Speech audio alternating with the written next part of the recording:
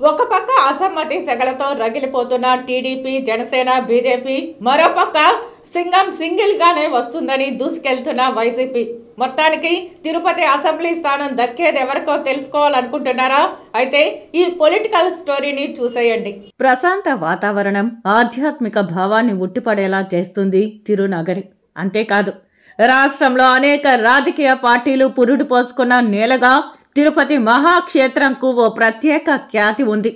అంతటి మహిమాన్వితమైన స్థానం నుంచి పోటీ చేయాలని సెంటిమెంట్ ప్రతి ఒక్కరిలోనూ ఉంటుంది.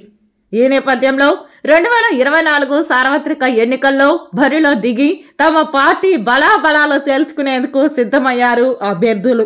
2 సార్లు సిట్టింగ్ ఎమ్మెల్యేగా గెలిచిన భూమన కరుణాకర్ రెడ్డి తనయుడు, నగరపాలక సంస్థ మాజీ deputy mayor Bhumana Abhinay Reddy YCP party తరఫున పోటీ చేయగా, టీడీపీ, బీజేపీ, జనసేన కూటమి అభ్యర్థిగా చిత్తూరు మాజీ ఎమ్మెల్యే ఆరణి శ్రీనివాసులు పోటీ చేస్తున్నారు అనేది ఇప్పుడు విస్తృతంగా ప్రచారం జరుగుతోంది. 2019 సార్వత్రిక ఎన్నికల్లో తిరుపతి ఎమ్మెల్యేగా రెండోసారి విజయం సాధించిన భూమన కరుణాకర్ రెడ్డి ఇక ఇవే ఆఖరి ఎన్నికలని ప్రకటించారు.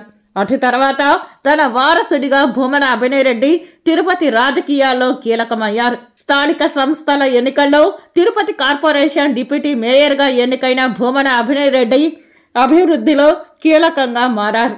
తిరుపతి మాస్టర్ ప్లాన్ రోడ్ల నిర్మాణం యజ్ఞంలా చేపట్టిన అభినయ్ తిరుపతి నగర అభివృద్ధిలో జనంలో మార్కులు కొట్టేసే ప్రయత్నం చేశారు.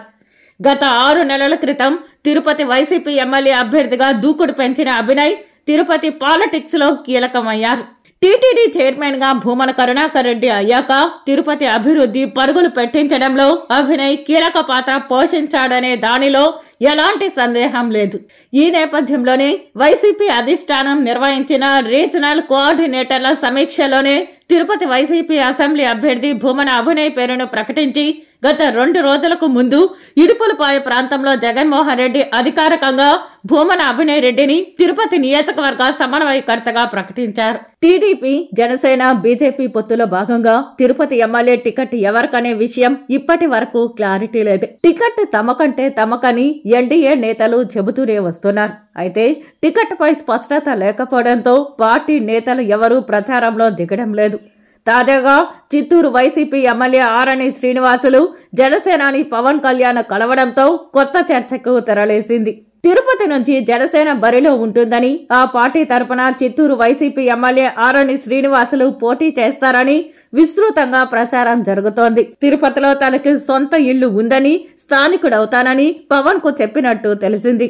మరీ ముఖ్యంగా బలిజ సామాజిక వర్గానికి చెందిన నాయకుడు కావడంతో ఆయనకు కలిసొచ్చే అంశమే కాక వీటికి తోడు ఆర్థికంగా స్థితిమంతుడు కావడం ఆయనకు టికెట్ అవకాశాలని మెరుగుపరుస్తోందని పలువురు చెప్తూ ఉండడంతో జనసేనాని ఆరణి శ్రీనివాసుల వైపు మొగ్గు చూపుతున్నారనేది ఇప్పుడు సమాచారం. అయితే తిరుపతి ఎమ్మెల్యే సీటు ఎన్డీఏ కూటమి అభ్యర్థి ఆరణి శ్రీనివాసులకు ఇస్తే ఓటమి తప్పదని, కూటమి అభ్యర్థిగా స్థానికులకు కాకుండా ఇతరులెవరికి ఇచ్చినా ఎలాంటి ప్రచారాలు, ఎన్నికలు జరగకుండానే తిరుపతి వైసీపీ అభ్యర్థి భూమన అభినయ్ రెడ్డి తన ఇంటి ముందు ఎమ్మెల్యే అనే పేరు శిలాఫలకంపై వేసుకుని దర్జాగా ప్రకటించుకోవచ్చని రాజకీయ విశ్లేషకులు చెప్తున్నారు.